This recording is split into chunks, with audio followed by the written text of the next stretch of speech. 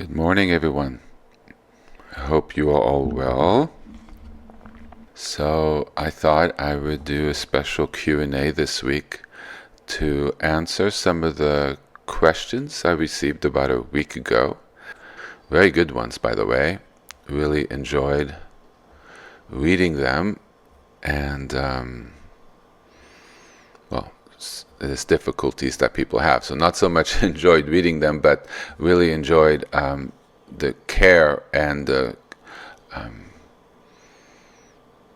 wishing to grow that it was experienced to them. So thank you for those questions.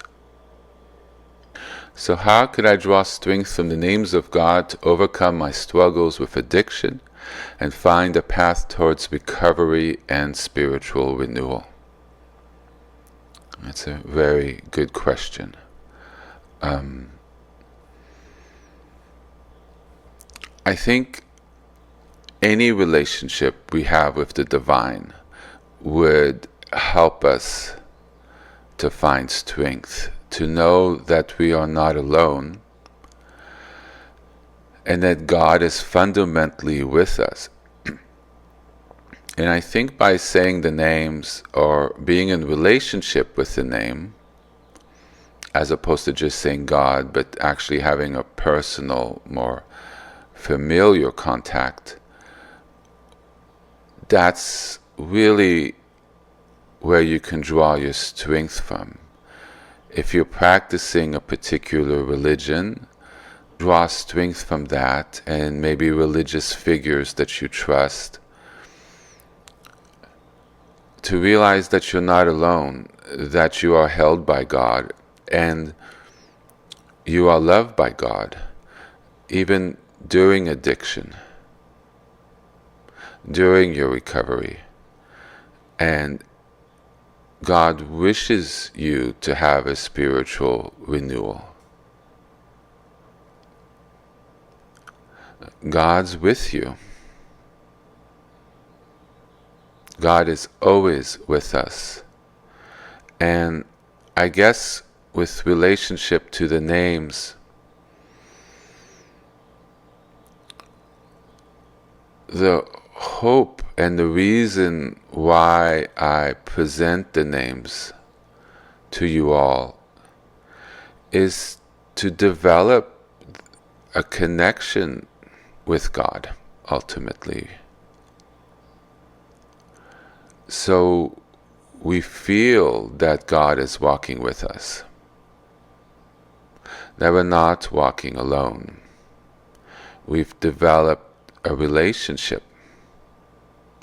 We can feel Him, we can call on Him for strength and support and guidance, and that He's upholding us. Also, energetically, the names are very, very, very powerful. They're the mantras of God.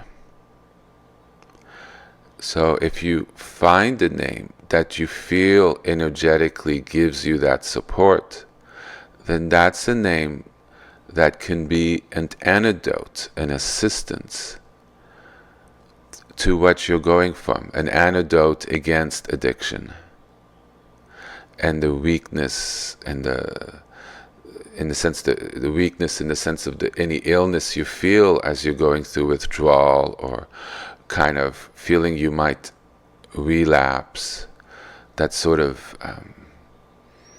temptation, right, that occurs during a recovery, that the name would strengthen you as you say it. So if you feel it's heavy, it's hard, you say the name, and hopefully it overcomes that feeling. Optimally, it should. So if you have a name and if it provides that, then as you feel that struggle come up, as you feel a little bit out of balance or it's particularly tough, say that name right on the spot, just lightly. You feel the energy of it. It's not so much the repetition of the name, to hit thousands of it, right? It's often you trying to tap into the energy of it. Just, for example, Emmanuel, Emmanuel, or Yahweh, Yahweh, Yahweh strengthen me, Yahweh bless me, Yahweh help me, Yahweh walk with me, Abba be with me.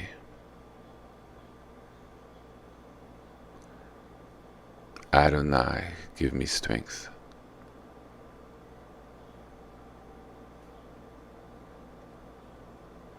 So actually, as you're overcoming this, you're actually making it part of your spiritual renewal, because you're walking with God during this challenging part of your life. And I know you can overcome it. I pray that you overcome it. I know you will overcome it.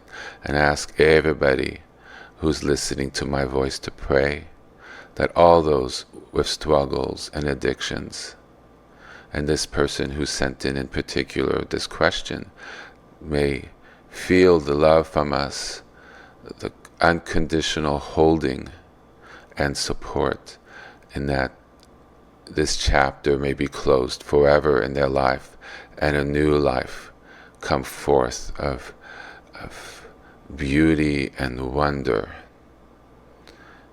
without this struggle. Amen. Thank you, and God bless you, and thank you so much for this beautiful question.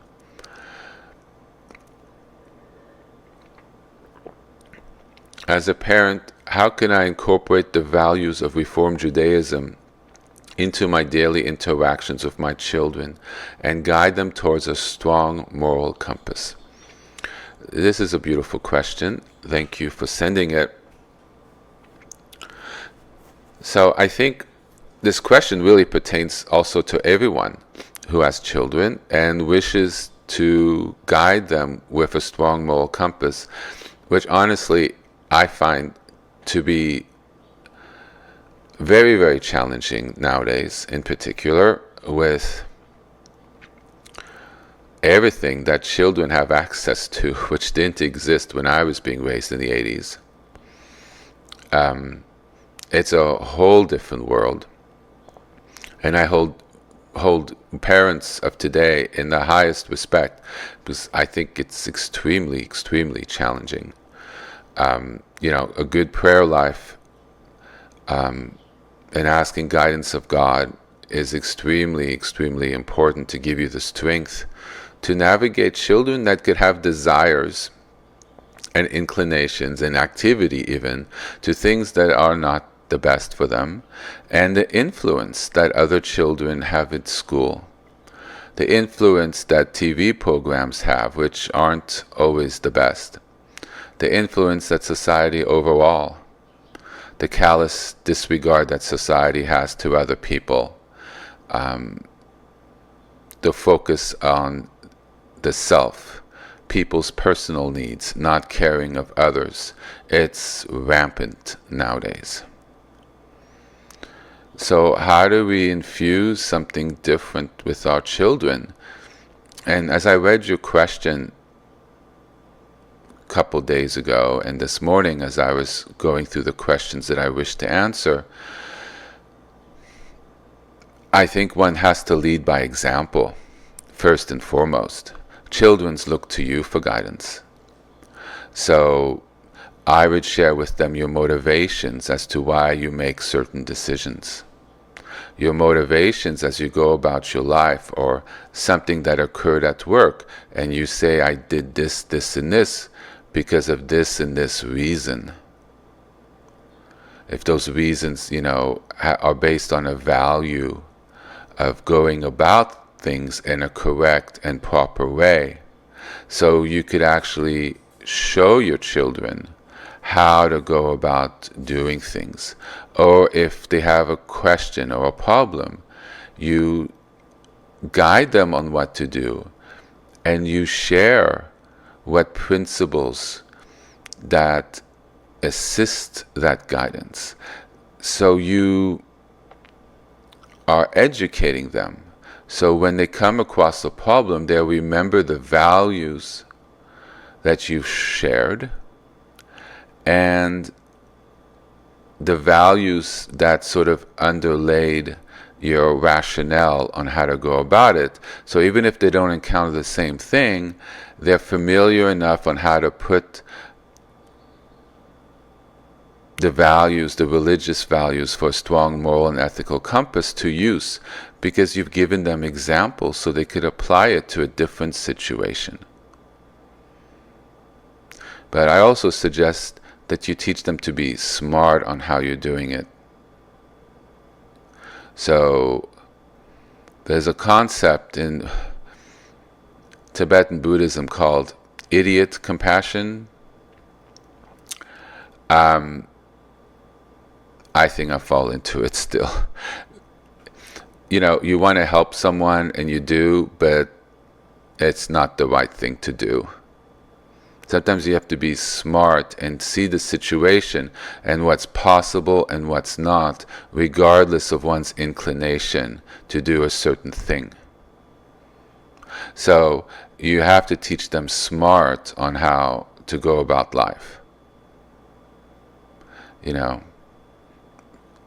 There's a fine line about getting walked on because you have ultimate compassion and also having people respect you.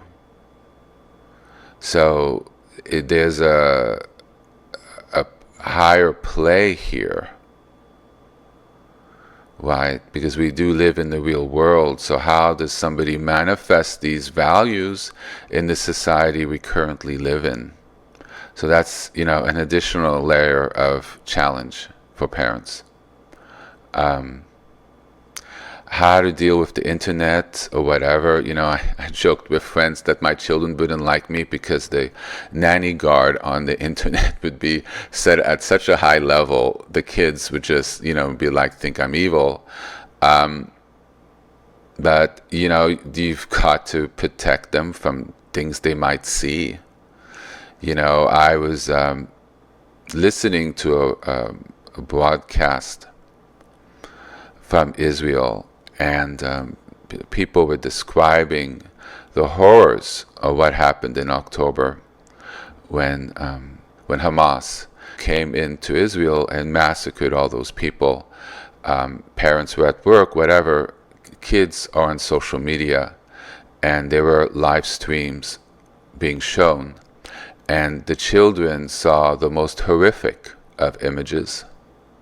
I think images that were censored from being rebroadcast in the West. So we haven't seen them, but, we've heard about, decapitation and knives and all sorts of horrible things that happen, rapes.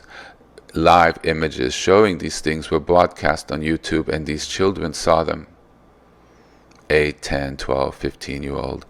And it was mentioned on the post-traumatic stress, and that these children are never the same because their sense of innocence, which is so important for children to feel safe so they can enjoy their childhood, the horrific reality of this world, of how horrible it can be, shattered that. Not the parents' fault. They didn't even know what was going on. They didn't, know it was being broadcast on these things. And some of the parents probably aren't even subscribed to these services, nor do they watch them. But yet, there it flowed right into the kids' eyes. So how do you protect the child from that? There was a young girl, and what I listened to, her daughter, the woman said her daughter immediately turned it off and said, and told her mother and said, you told me things like this weren't for me, so I turned it right off. Wow. That's parenting. And I think that came from the guidance that the woman had shared and seeded into her daughter's mind. So she wasn't traumatized. She didn't see it. She turned it off. So I think a lot of it is preventative, a lot of it is talking, a lot of it is setting up a schedule. not allowing children to run free and wild. You know, in the 80s, I was highly scheduled. I mean, I studied a lot. I had sports, right? I had asked my permission from my parents to go and do something, go to a friend's house. At least I told them where I was going. But I noticed other children on the street, and there were a bunch of other young families, some of which, they were all around my age group, interestingly enough, or slightly younger, and their parents allowed them to run free and wild. And as I grew into high school, I saw the consequences of that. They weren't focused, they weren't particularly mature, life was about fun and games, they didn't excel in school. So there's something to be said about structure. So I hope that helps. You know, you impose the value that you have on your children. The values, religion values of love, respect, care, honesty. Right? These are shared across all religions. So bring that to your child, form them with those principles, and create really good future adults that can help uplift this struggling world. I hope this is helpful. And much courage and strength to this. It's very hard to raise children nowadays. I hope you provide them with a cocoon a little bit. Yeah. What steps can I take invoking the names of God to mend broken relationships within my family and create a sense of harmony and love? Well, the manifestation of Yahweh as Emmanuel, God with us, well, you might have to be a little bit of God within your family, the virtues and the principles and the strength that you have in your personal religious practice hopefully can give you a little bit of a step back from being reactive and have a little more mindfulness and wisdom to see new ways on how to interact and maybe fix things, and maybe find ways to try to repair relationships, if that's possible. Our practice, which tries to tap into the divine sources of God's energy through the names as a conduit, so we can feel that vibration of God within us, a type of vibration depending on the name, but they all come from God. But we find a particular name that gives us that sense of what we need to make us whole. And often when we find ourselves being whole, new ways of seeing, which one can call as wisdom, starts manifesting. And maybe they offer an opportunity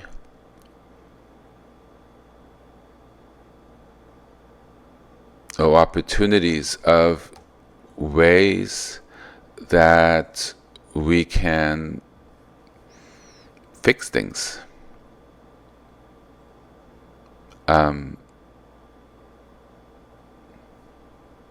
But also be mindful that there are toxic people in our families. There are behaviors and things that are not acceptable. And there are situations which simply, sadly, are not able to be fixed, because these solutions with other people, we kind of require the good faith of the other person as well. And so sometimes the intelligence of the matter requires you to distance yourself, sadly, because it's just toxic.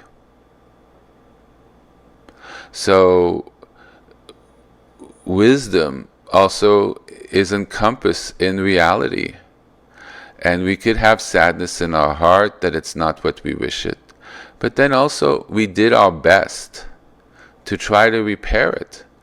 Or there's just things that are just so broken that it's just not fixable. Or you Speak to the person, this is so broken, but I like to try to make steps to fixing it, and seeing how responsive they are. And if they start yelling and whatever, then you'd be like, you know what, the ball's in your court. If you ever change your mind, you know my number. And that's all we can do, because that's the reality of the situation. Harmony and love in a relationship requires two people. You could still give the love. You can be not reactive and develop a sort of shield through your practice and the strength of your prayers as you develop and you're uplifted and you feel more whole, that what comes at you affects you less and less. And you see that the other person's in pain. And it just doesn't land at ground zero of your heart anymore. You have the love, but you're also like, I can't let this hurt me anymore. And you shield your heart. And that's intelligence.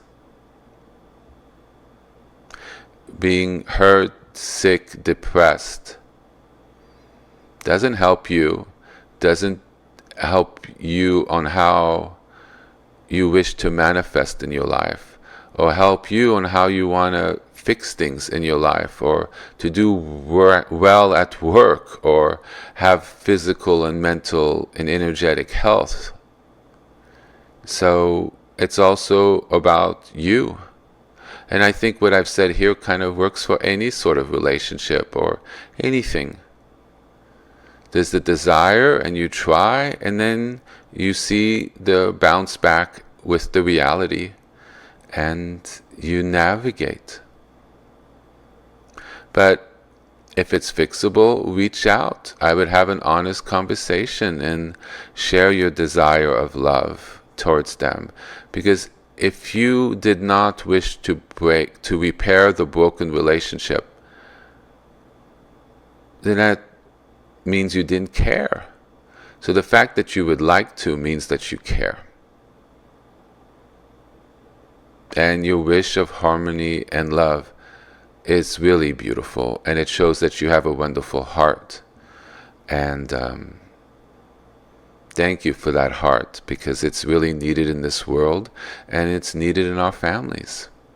It's needed in our relationships. It's needed in our friendships. So God bless you, and best wishes with that.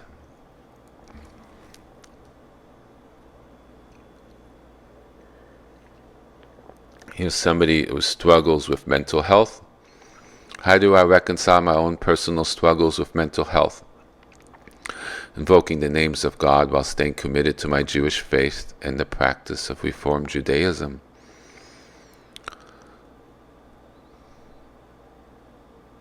Well, you should always be committed to your Jewish faith and the practice of Reform Judaism, and you fit in the names of God where they fit in with your faith. I know in many parts of Judaism, and including Reform Judaism, the word Adonai tends to be used, but in prayer you have the opportunity to work with different names while in a religious, prayerful environment. But what works for you is what works for you, and what you think is appropriate for you is what you should do, which I think is a fundamental part of Reform Judaism. You have to pray about it, and then figure out what you think is appropriate with your relationship to Adonai, or any name you wish to use. And and hopefully that will give you strength in relating with your struggles with mental health. You know, I think mental health issues is one of the greatest challenges anybody can have. A lot of people's struggles are with things outside of yourself, things that come at us in our world. But mental health deals with one of the principal things we use to live with and interact with our world, meaning our brain. If our brain isn't calibrated properly, it is just so difficult to interact with relationships and with our world and our jobs and being able to do what we need to do in our lives. It is a very challenging thing. And we should hold and support people we know in our lives who have these struggles, because they really need our understanding and our care and our forgiveness when there are actions and behaviors that hurt us or are not appropriate or could be even a little scary if it's severe mental health. And we should realize that it's a medical issue. There's imbalances in the serotonin in the head. There's imbalances with the polarities of the mind. They're energetic things, and often they come from childhood or their genetic predispositions.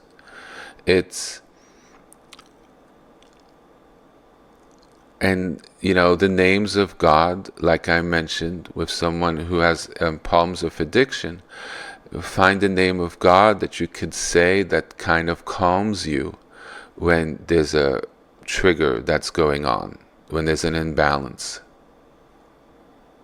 So it calms you and helps you to return to normality in your mind, to a sense of balance in your mind. And finding the right name could really help. These names of God are antidotes. They're assistance, like a pill. Finding the right vibration with these blessed names is like finding the right medication that energetically can assist whatever medications you're taking. You feel a little off balance. If you find the right name, and I pray you will, or you have it, I pray you have it already, it should help calm the mind and take that edge off, and you regain the balance. That's the power of these names. They have an effect on different parts of your thinking. That's the power of them. And you grow in your ability to feel that in your daily practice. So you grow in your strength and connection with them. And hopefully there's one that really speaks to you, or maybe there's two. And you just practice on those two. If one, and here I'm speaking to everyone, if you bounce around between them, you're not going to grow in your strength of one or two of them. As one is able to find stability, once someone is able to find a depth of ability with one, you've cleared like the conduit to be able to connect. The Wi-Fi is clear, there's no static, you're able to connect. Then it's easier to add on other ones, because once the pathway is open, the cord works, you're just tapping into different frequencies. When one begins, there's problem with the wire, problem with the connection. And it really helps to focus with one or two at the maximum, to deepen those so they repair the conduit. Once the conduit is repaired, then adding additional names is just working with different lines within that conduit. So if you find one that works with your mental health, that really helps align you, then that's where your blessing lies. And that's the name of God and your personal relationship with God that should be focused at for that time period. So if during the day you want to give thanks, you use that name. If you want to think of God through that name.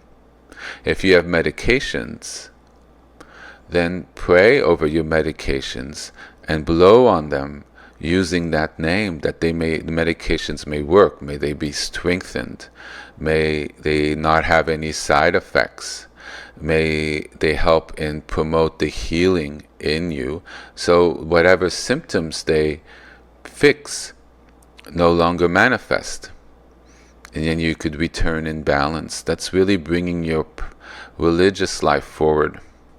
A lot of solace can be found in the divine. You're not walking alone. God's with you. Very much so. How can I use the names of God as a source of guidance and strength to navigate the complexities of romantic relationships and find a partner who shares my values and beliefs? Well, it's very similar what I've spoken to earlier on today.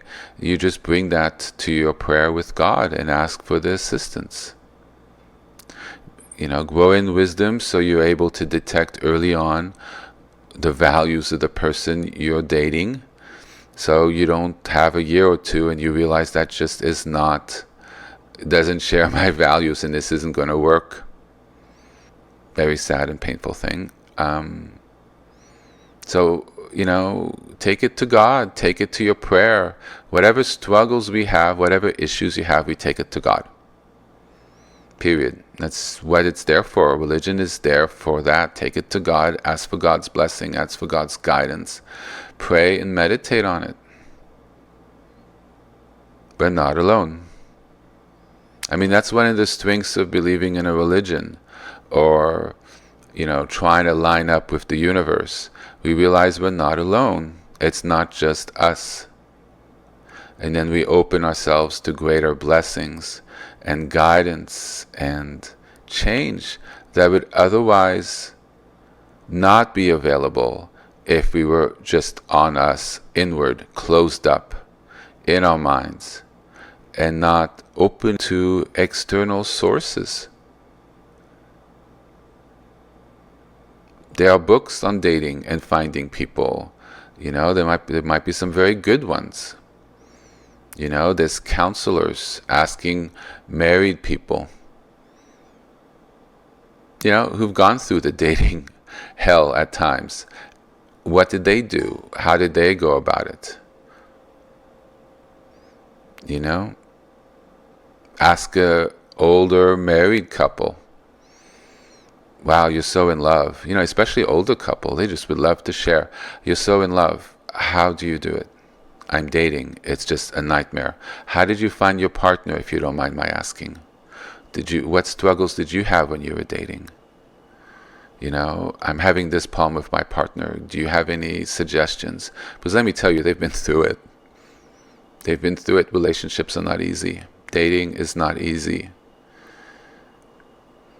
A lot of people want to have fun. They're not serious about a relationship, or they want to date someone to use them, or because of their job, or their income, or the fun and games, and then they're not into the hard times. Oh, this ain't fun anymore. I found somebody else. It's just more fun. Fun in relationships isn't always there, and life isn't about having fun. Sometimes life is about being serious and finding a partner and having that for the long run. So, best prayers for you. And if you're part of a religious community, that's a good place to start.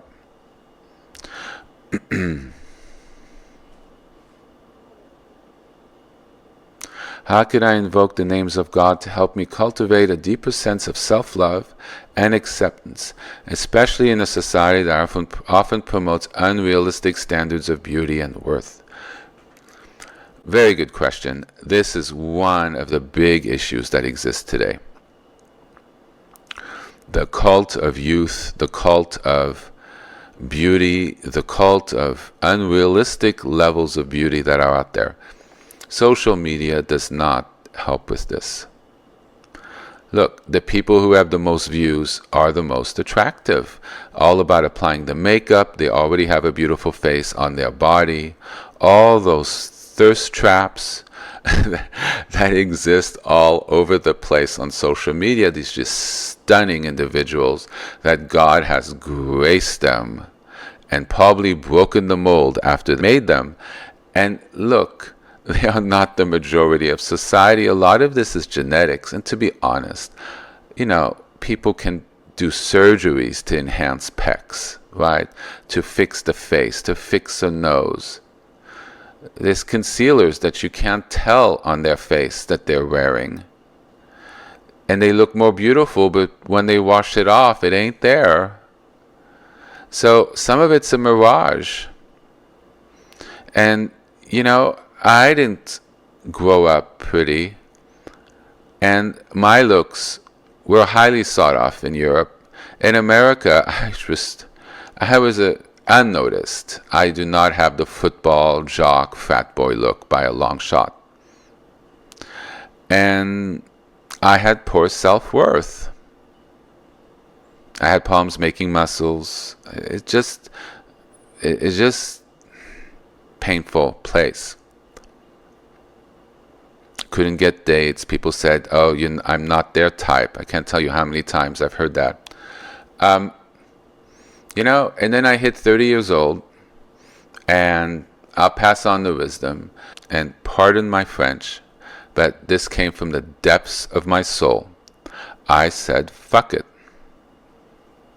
I am going to do what I want to do. I'm going to find acceptance where I find acceptance, and people wanting to date me where I find it.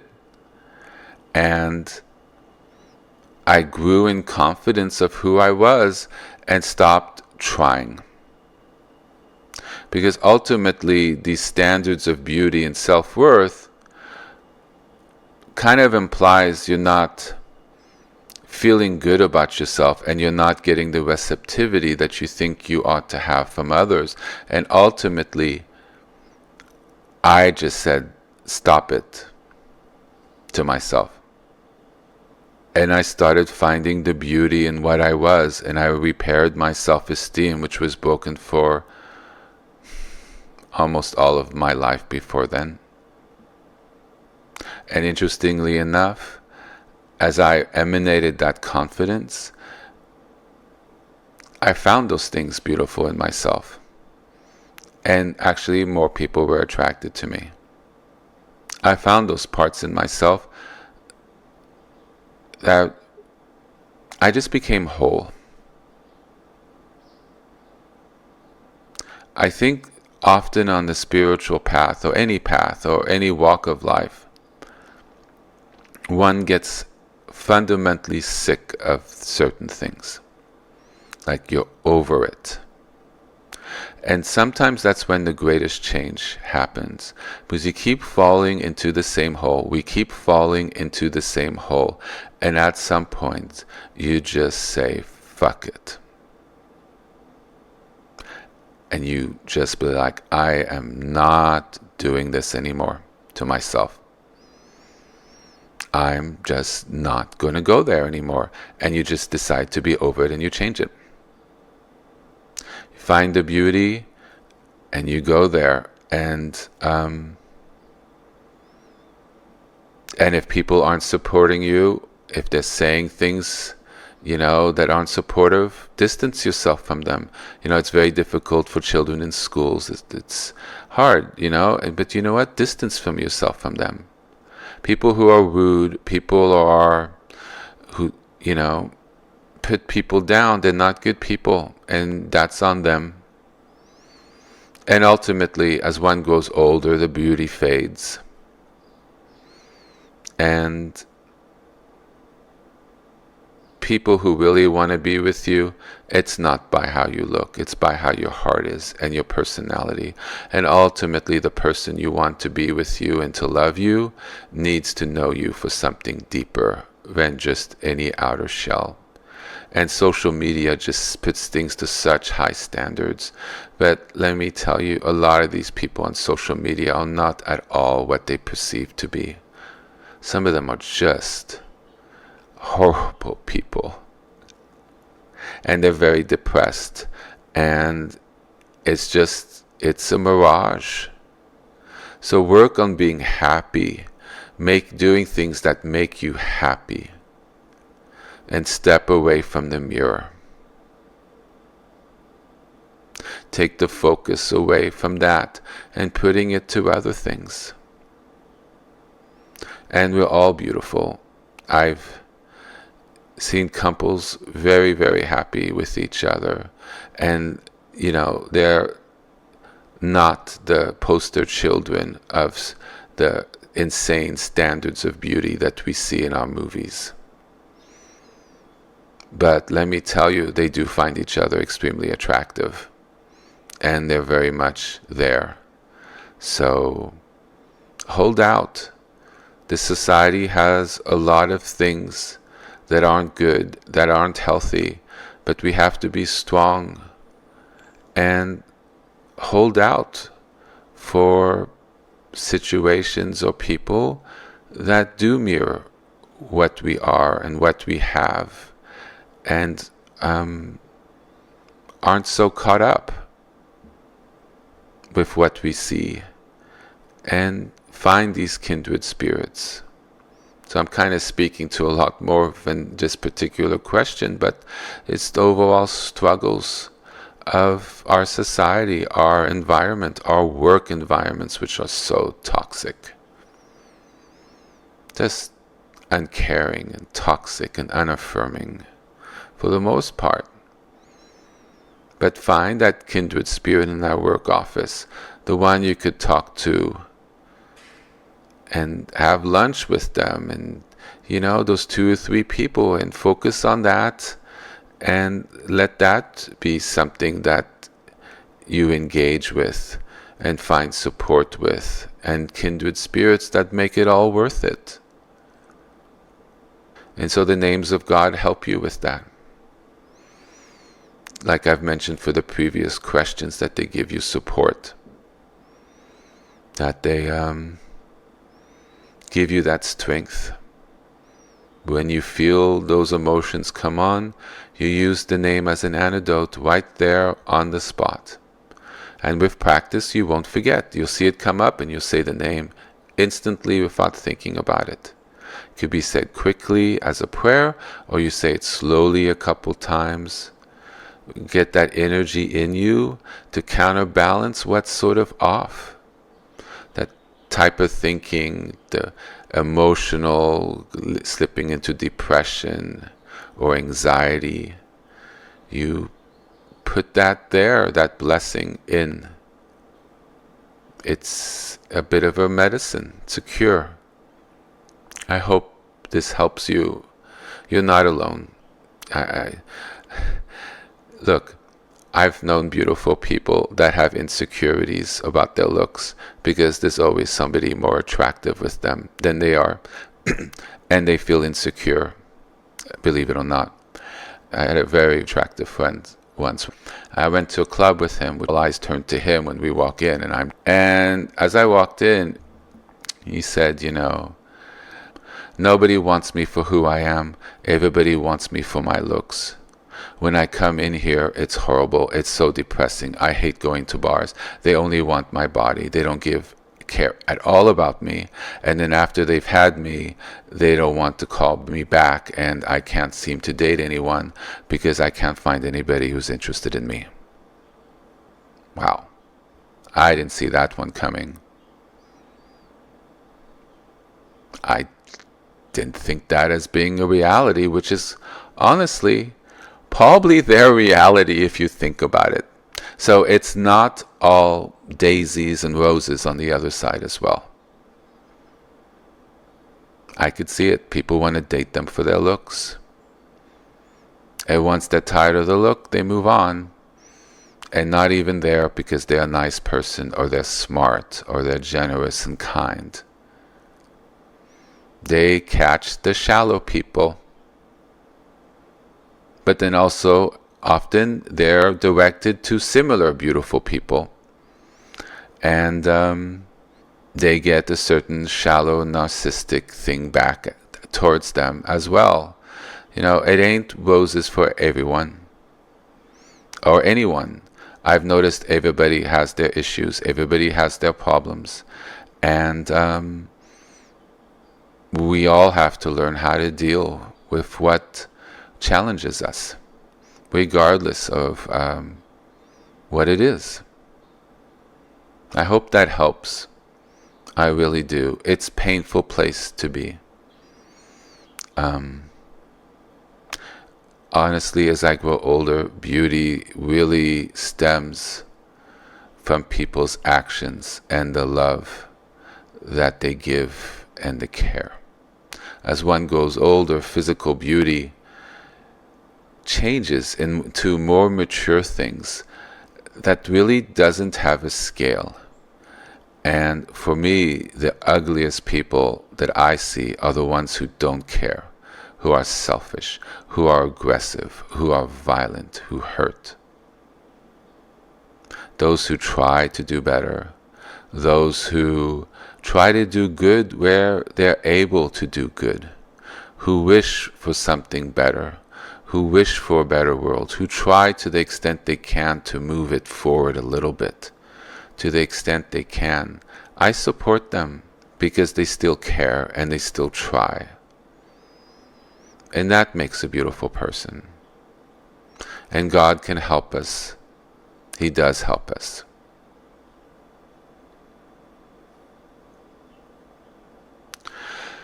So I have a question that's a little more directed towards me. Interestingly enough, I don't get a lot of questions directed to me, which I am fine with because I try to leave myself out of this. I give myself as examples to help because I find people sharing in the past what they go through is helpful to me, and also shows people, that we all develop and we all have things to work through, and it's possible. And but here's a question towards me. You say a lot about religion, but exactly what are your beliefs? I've tried to keep my beliefs a little bit out of it because I wish you all to find where your beliefs are and not to have me impose a certain way. I explain the path and the walk and things that have helped me and present knowledge I've learned over, I guess, my entire lifetime at this point, because I was always very religiously and morally and ethically oriented in a certain way, in spite of certain atmospheres that were around me, particularly when I was younger. But it's important for you to kind of know where I'm coming from. So I will just speak about it sort of generally. So I try to pull examples from where I've learned from, particularly indigenous practices, Buddhism, Catholicism, and Judaism in particular. But it's important for people to know where I'm from, what my prayer life is. So personally, I believe in Yahweh. 90% of my prayers are to Yahweh. That particular name of God resonates particularly strongly with me. However, the remaining 10% are Abba, Adonai, El Shaddai, and Elohim. So that's my perspective after all of these years of practice, because I need guidance, particularly when I teach, and how to teach, and guidance in my life and how to live with its struggles. And a lot of that for me particularly comes from Yahweh. That's the God of the Old Testament. That's the God that is mentioned all through the Old Testament for the most part. But all 72 names have a lot of frequencies and energies and aspects of the divine, which are all very, very, very, very helpful. And for me, they've changed with time. Sometimes I use El Shaddai. I began working more with Elohim, spoke very deeply with me for a while, very helpful. And I use Abba at the beginning of every practice we have because there's such a sense of space that helps, but yet also pregnant with the Spirit of God, with the wisdom. So it's a very, very beautiful practice. If you wish to meditate, you say, Abba, very opening to me, and creates a space that we're able to manifest in, or a space where we try to calm our lives. Adonai, El Shaddai, and Elohim. Those are the ones that work the most for me personally. And it's been most of my life. I've always kind of prayed to Yahweh, to God. Even when I, was raised Catholic, I always prayed to God, to Yahweh. It's the way I've just been oriented, and God oriented me in that direction, and that's how I've been oriented. It's, people need to go where they're oriented. It's where your path is. It's where your heart is. Ultimately, all the roads lead back to God. Go where it fulfills you. Pray in the way that fulfills you and it guides you. It's important to follow that. Take whatever I teach and apply it to where you are and to how you're going about it. The songs I play are the ones I find that have the energy of devotion. The importance is the spirit, the devotion, the love, taking refuge in. Songs of devotion and love are just so important. And ultimately, what's the most important is the devotion and love to God. And how we behave in our lives, our sense of morality and our sense of ethics. This is what makes a good person. It's important to be good people where we can be, and to have God living in our hearts. So, thank you for that question. It's always important to know where your teachers are coming from. And that is where I come from. And I don't think I'll answer really any more questions about that topic. It's personal to me. And it really ultimately, it doesn't fully, it might apply to other people who are similar, but ultimately everybody's got their own walk. Everybody's got their own impression. We say a name of God or Yahweh, but there could be 10 people in the room, and what they feel that is, or how that means to them, would be different. Different people perceive different things in different ways. It's very, very open. Okay. And with our personal relationship with God, with Yahweh, with Emmanuel, with Adonai, with the names you choose, or if you're not religious, with the universe, or with wishing to lead better lives, even if you don't believe in anything, but you wish to have a life that's proper and correct, and I have deep respect for that. So your inclinations are proper. You wish to have a good life. It's highly respectful. And by having and cultivating a relationship with God, or not God, but to wish to deepen with this, is just so important. To bring in things that help us, to strengthen us. Everybody's got their own mixture. I put out a lot of different mixtures, so hopefully people find different things and they just bring in what works for them into their life, that it strengthens them. I've learned a lot of different things.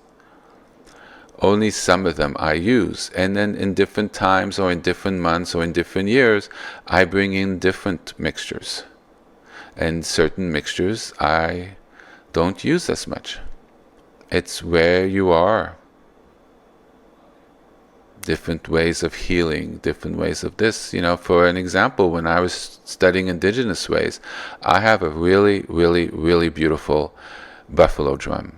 the sounds of the deep resonance of a buffalo drum really spoke to me, and it helps clear me and connect. And the beauty, that frequency goes through the body.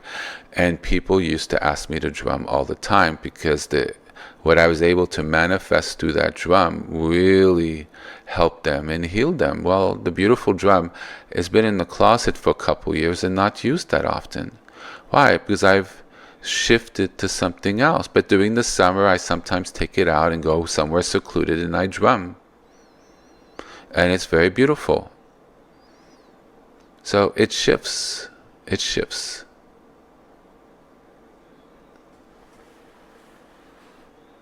Let's see here. I don't want to go too much longer, but I have a bunch more, but I might have already touched upon a lot of these things. How can I find the courage and resilience drawing from the name of God to overcome past traumas and create a future filled with hope and purpose? You find courage through the names and through your practice. Often it's really helpful if you belong to a particular religion or you were raised in one. Maybe go back into a service and see if that uplifts you. If not, maybe try a different denomination or something different. Having community really helps to uplift and to hold. So try that. And even if your own community, if one church or temple speak to you, try a couple others in your area. Helps create the support to overcome past traumas. Because if we feel uplifted, it gives hope and purpose. The frequencies of the songs, are the sermons speak to us, and are they helpful? The names, as I've mentioned earlier today, create courage and resilience. The practice, connecting with that energy, and that's your prayer. God, help me have more courage and resilience to overcome past traumas. We've all had so many past traumas. Creating that space where you say the name a couple times and you sit in awareness without thoughts, that creates a sort of a vacuum inside of us, which sort of permits things to come through. Sadly, there are energies in our body, and the energies have thoughts and emotions attached to them. As the energies leave, it triggers flashbacks, thoughts, and emotions as they go. Sadly. Sometimes they just whiz out and you're like, woof, and you feel a big release. When that happens to me, I'm like, thank God I was not shown what that was, and may it never come back. But sometimes it comes through and you're like, oh my God, and you're in it from something that happened 10 years ago, and it keeps flashing back. This is where therapy is helpful. This is where stretching is helpful, and acupuncture, EMDR is so good for traumas. The biofeedback. So if you've got a lot of people have heavy childhood traumas, EMDR, Google it. Find a good practitioner. Hopefully it's covered by health insurance. That will help. It works with the energy of the body by tapping left and right, which works with the left and right side hemispheres of the brain and allows trauma of that energy to leave the body relatively quickly. With my therapist, I did half talking and half EMDR. I kind of needed to talk it out, somebody to hear my truth and my pain, but also a lot of it was also EMDR. So we kind of did a hybrid, and that worked really well for me. And pray to God, find courage in God. Ask God to help.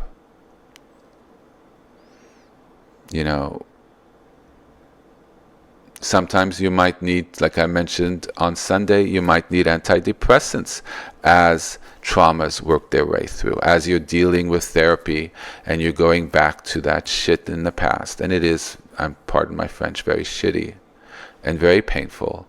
And it drags down your life today as you're working through these really horrible things that may have happened. And a little antidepressant, a little anti-anxiety medication kind of helps, so you can deal with it without being laid flat on your back today as you kind of feel it. So, sadly, as one wishes to increase in vibration, one has to work through the blocks and the lower vibrations within us and the trauma within us that block us from transcending them. But avail yourselves of things, the salt baths, exercise, running, sports, all these things help. Bring it all in. And if you feel you're too much out of balance, call a friend and said, this is too much. I once did a 3-week retreat, and 5 days afterwards, I just went through a hole in the floor. I called my meditation instructor, who was one of the teacher's main disciples, and I said, I am in trouble. I am going through the floor. I've never felt this way. Help. I've never made a call like that before. I felt like I was bad. And she helped me through it.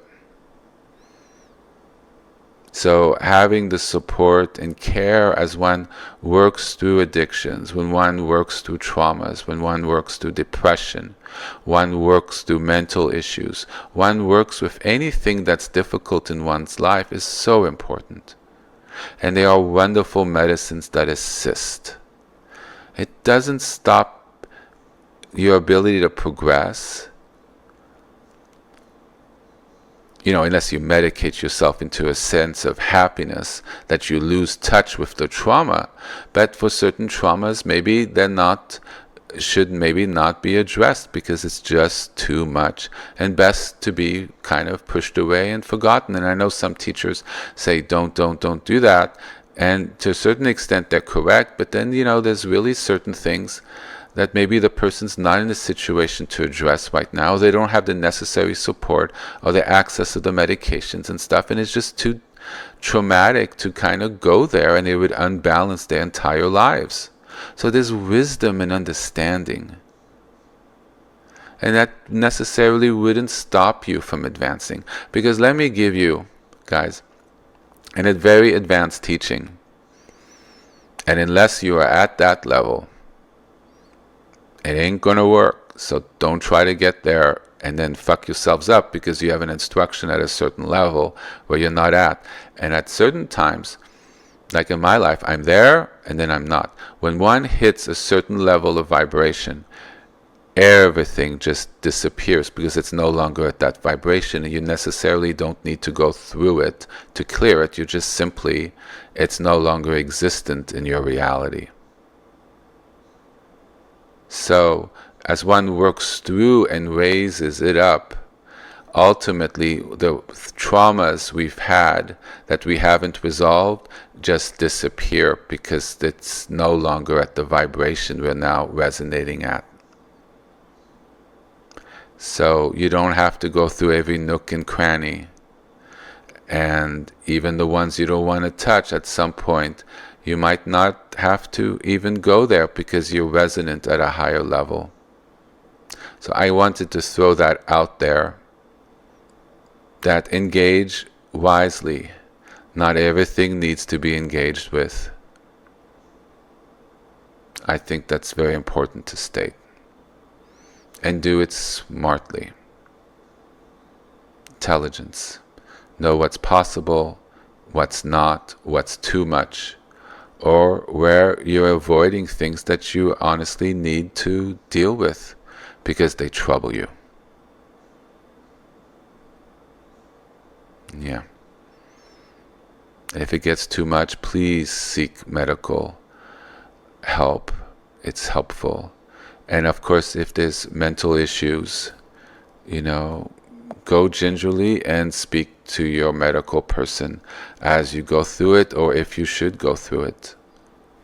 For certain people, it's just they can't do this because their mental state is not able to go through it. And that's just not where they go. So, that's just where it is, and that's fine. So how do I navigate the complexities of interfaith relationships? while honoring and maintaining my own connection to Reform Judaism. I think a lot of that is similar to the question I had earlier about dating and finding people sort of the same faith. Basically, I think that's a very similar question, if not the same. So, bring it and ask for the wisdom from God, and pray on it, contemplate it, think about it. Ask a priest, ask your rabbi.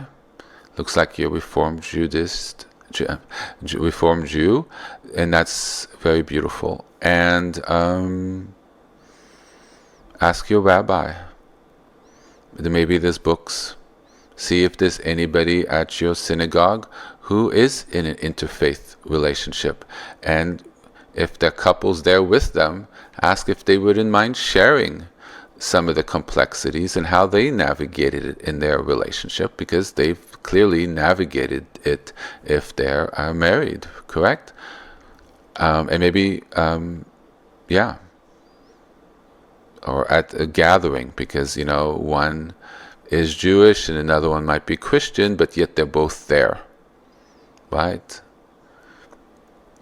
It's an opportunity to ask, how can I deepen my understanding? But ultimately there needs to be mutual respect. If there's not mutual respect of each other's relationship, then there's a problem. You got to respect each other and where you are religiously, because if that doesn't work, then, and if you're both very devout, then I don't know how that would be possible, honestly. But then maybe you ignore each other's religions, and don't speak about it, which I guess is a solution, but that'd be kind of sad, I would think. How can I deepen my understanding? But if that's where you are and you're happy, then God bless. How do I deepen my connection to divine, drawing for the names of God and experience a sense of transcendence and awe in my everyday life? Very interesting. You should ask this question. This very morning, I gave a teaching to our friends in the Southern Hemisphere on how to work with the names of God during the summer.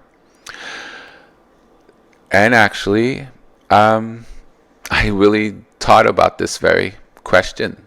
So if people have this question, feel free to listen to my teachings on how to do practice during the summer. Wonderful. I really appreciate you all tuning in today. I hope this is helpful, and please keep up your prayer practice, hopefully once a day. One has to strengthen our muscles to be able to address everything, all these questions, and the ones of 2 weeks ago, last week. It's so important to grow in this, and ultimately in the names, in our spiritual religious practices, is found all the answers we need. We bring it to our practice, we contemplate it, and we ask for the wisdom, and we ask for the guidance and walking with God to show us when we're in doubt, to hold us when we're weak, to be with us so we don't feel alone. For quick thing on the person with loneliness and isolation, you're never alone. You have God. Find your relationship with God. For a long time, I only had God in my relationship with God. And it's a lot. Also, I was very depressed and alone for most of my life. I got a very, very wonderful cat. There are so many beautiful animals in shelters, and when you go in, they all engage with the person walking in front of their cage. And it's heartbreaking, because I wish I could take every single one of them home. They're all looking for love. They want to be loved. They look out the cage and try to be as cute and as adorable as possible for somebody to take them home. They're lonely. You're lonely. They're isolated. You're isolated. You want love. They want love. It's a marriage in heaven. Believe me, I got that beautiful cat home. Within 3 days, my loneliness appeared. I was no longer isolated. The cat curled up with me in bed. I was in heaven. My heart was purring along with it. It only takes that. And let me tell you, there are so many beautiful animals in those shelters. Take one home. If you're a dog person, take a dog. Relate to these wonderful animals. They have so much love. And ultimately, we need love. So, the person who said about loneliness and isolation, if you feel this would be helpful to you, I highly, highly, highly recommend it. It's a means to help us. And we help one of God's creatures as well. We bring in antidotes to help us. All these things I suggest. And animals play a really important part. And it helps us being steward of this planet and taking care of all God's creatures. And they are God's creatures who really need us. So, thank you for joining me today. Thank you so much. It's been a pleasure, and I hope this has helped you all, and I look forward to seeing you all this Sunday. Have a wonderful day.